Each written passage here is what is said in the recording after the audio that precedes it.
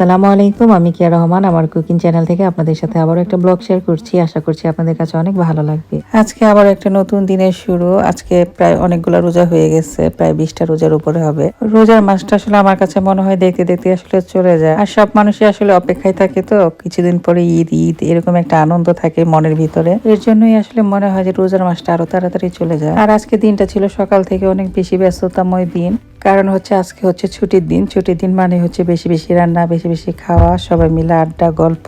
আমরা বিদেশে আসলে যারা থাকি তারা কিন্তু আসলে একসাথে হাজবেন্ড ওয়াইফ থাকি, তারপরে দেখা যায় ছুটির দিনের আসলে অপেক্ষায় থাকি, কারণ সেদিনে আসলে সবাই মিলে একসাথে ইফতারি করতে পারি। রোজার মাসটা আসলে আসলে দেখা যায় দেশের কথা অনেক বেশি মনে পড়ে, কারণ ওই যে সবাই মিলে একসাথে বসে ইফতার করতাম, ভাই বোনেরা মিলে কত আনন্দ করতাম। শেষ করে হচ্ছে মুড়ি মাখা শেষ হয়ে যখন যাইতো সবাই মিলে টানাটানি করে আসলে নিতাম কে বেশি নিতে পারে। ওই দিনের স্মৃতিগুলো আসলে অনেক বেশি মনে পড়ে। সময় আসলে সময়ের গতিতে চলে যাবে, জীবন আসলে থেমে থাকবে না। এই যে জীবন দেখেন ধীরে ধীরে কিন্তু আসলে শেষ পর্যায়ে চলে আসতেছি। তো যাই হোক, এখানে হচ্ছে দুইটা বাসায় আসলে আজকে ইফতারি দিব, তাদের জন্য আসলে টুকটাক প্যাকিং করতেছিলাম। একা হাতে আসলে যতটুকু পারছি ততটুকুই করছি। এবছর আসলে সময়ের অভাবে অনেক কিছুই করতে পারি নাই, বিশেষ করে আসলে বিরিয়ানি রান্না করে দিতে পারি নাই।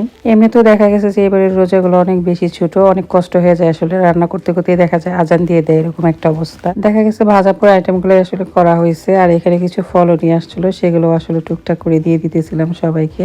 ইফতারি আসলে সবার বাসায় তৈরি করা হয়। আমার কাছে মনে হয় আসলে ইফতারি যে দেওয়া নেওয়া করার মাধ্যমে সম্পর্কটা আরো একটু মজবুত হয়। আমি যখন আসলে ছোট ছিলাম তখন আমার আম্মুকে দেখতাম সবার সাথে আসলে ইফতারিটা শেয়ার করতো, তো সেখান থেকে আসলে শেখা সবার সাথে ইফতারি শেয়ার করার ব্যাপারটা। আমি নিজে চাই আসলে আমার বাচ্চারাও যাতে এগুলো দেখে শিখে, তারাও যাতে আসলে সবার সাথে ইফতারি শেয়ার করে খায়। রোজার মাসটা যে একটা আনন্দ উৎসব সেটা যাতে তারা বুঝতে পারে, সেটা আসলে সবসময় চাই শেখানোর জন্য। আমার কাছে আসলে যতদিন আছে তারা আমার কাছে হচ্ছে আমানত হিসেবে তারা আছে। আমি চাই তাদেরকে ভালো কিছু শিক্ষা দেওয়ার। পরবর্তীতে তারা যখন বড় হবে তারা আসলে কোন শিক্ষায় শিক্ষিত হবে সেটা তো আর আমি বলতে পারি না, তবে আমি চেষ্টা করতেছি আমার বাসায় যতদিন আছে তাদেরকে আমি ভালো একটা শিক্ষা দেওয়ার। এটা বাবা মাই আসলে চায় তাদের সন্তানদেরকে ভালো একটা শিক্ষা দেওয়ার, কিন্তু পরবর্তীতে যখন তারা বড় হয়ে যায়, যখন তারা নিজেরা ডিসিশন নেওয়া শিখে, তখন তো আসলে তারা তাদের মতো চলে, তাই না? তবে সন্তানরা আসলে অন্যায় করলে তখন সেটা চলে আসে হচ্ছে বাবা মায়ের ঘাড়ে। তখন আসলে সবাই বলে যে পারিবারিক কোনো শিক্ষা নাই, কিন্তু কোনো পরিবারই আসলে চায় না তাদের সন্তানটা অসভ্য হোক, অভদ্র হোক। আর এটাই সত্য, সবাই চায় আসলে তার সন্তানটা বেস্ট হোক, ভালো হোক, সবার চেয়ে ভালো হোক। আর এখানে হচ্ছে কিছু ড্রেস নিয়ে আসছিলাম ভাবির বাচ্চাদের জন্য, সেটাও আসলে পাঠাই দিলাম। একদিন ধরে আসলে যাবো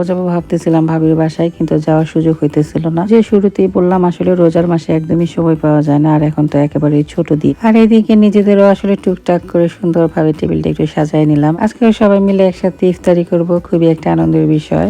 যাই হোক, সবাই অনেক ভালো থাকবেন আর আমাদের জন্য দোয়া করবেন, আমরাও যাতে ভালো থাকি। আজকের মতো এই পর্যন্তই। সবাইকে আসসালামু আলাইকুম।